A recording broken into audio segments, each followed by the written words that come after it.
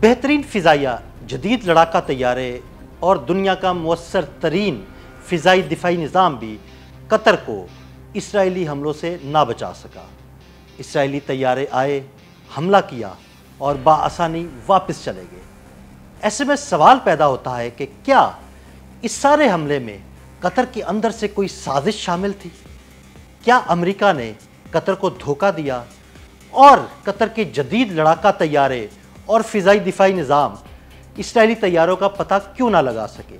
आइए जदीद कतरी फ़िज़ाइया समेत अमरीकी साजिश और उससे जुड़े ऐसे बहुत से सवालात के जवाबात जानने की कोशिश करते हैं।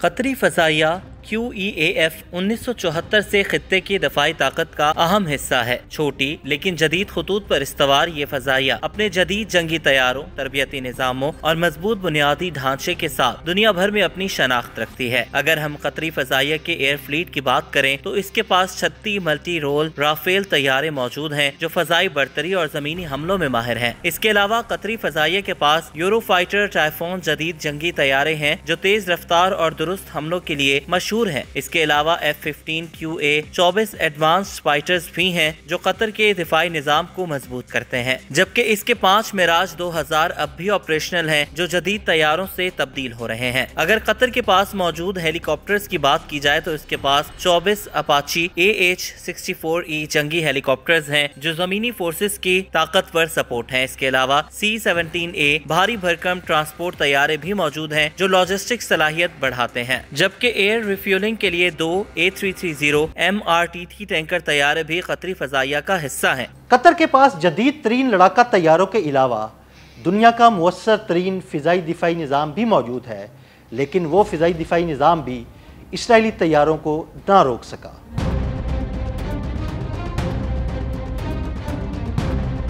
अगर कतर के फ़ज़ाई दिफाई निज़ाम की बात करें तो इसके पास अमरीकी साख्ता पेट्रियट PAC-3 दिफाई निज़ाम और रोलैंड मिसाइल सिस्टम्स मौजूद हैं, जबकि एंटीशिप मिसाइल्स साहिली हिफाजत को यकीनी बनाते हैं। कतर के पास ये जदीद तैयारे और फ़ज़ाई दिफाई निज़ाम होने के अलावा अल अदीद एयरबेस पर मशरिक़ वस्ता का अहम और बड़ा अमरीकी फौजी अड्डा भी मौजूद है, जहाँ जदीद फ़ज़ाई दिफाई निज़ाम नस्ब है जिनका मकसद कतर की सिक्योरिटी को यकीनी बनाना था। कतर ने 2010 से 2014 के दरमियान अपनी दिफाई अखराजात पर तकरीबन 2 बिलियन खर्च किए थे, जो इसके दिफाई तरजीहात को जाहिर करता है। जदीद फ़िज़ाइया और दुनिया का मुअस्सर तरीन फ़िज़ाई दिफाई निज़ाम होने के बावजूद कतर इसराइली हमले ना रोक सका।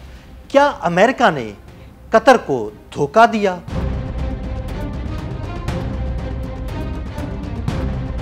लेकिन ये सब कुछ होने के बावजूद नतीजा क्या निकला? नतीजा ये निकला कि इसराइली तैयारे पूरी शान शौकत के साथ आए, कतर में मौजूद हमास के रहनुमाओं को निशाना बनाया और चलते बने। ना तो कतर का कोई फ़ज़ाई दिफाई निज़ाम हरकत में आया और ना ही कतरी फ़ज़ाइया को खबर हुई। हत्ता के कतर की सालमियत का जिम्मेदार अमरीका, जिसने कतर में अपना फ़ज़ाई अड्डा बना रखा है, वो भी इस हमले को रोक ना सका। या ये कह लें कि अमरीका ने इस हमले को रोकने की कोशिश ही नहीं की, क्योंकि शायद अमरीका भी इस हमले की साजिश में इसराइल के साथ था। इसके अलावा एक सवाल ये भी है कि कतर का फ़ज़ाई दिफाई निज़ाम हरकत में क्यों नहीं आया? तो इसका सीधा सा जवाब है कि कतर के पास मौजूद अमरीकी फ़ज़ाई दिफाई निज़ाम को अमरीकियों ने अपने कंट्रोल में करके इसे बंद कर दिया था, ताकि वो किसी भी किस्म की वार्निंग जारी ना कर सके। इस सारी सूरत हाल से वाज़ेह होता है कि अमरीका इस साजिश में इसराइल का मुकम्मल साथ दे रहा था और इसकी आशीर्वाद से ही ये कार्रवाई मुमकिन हुई।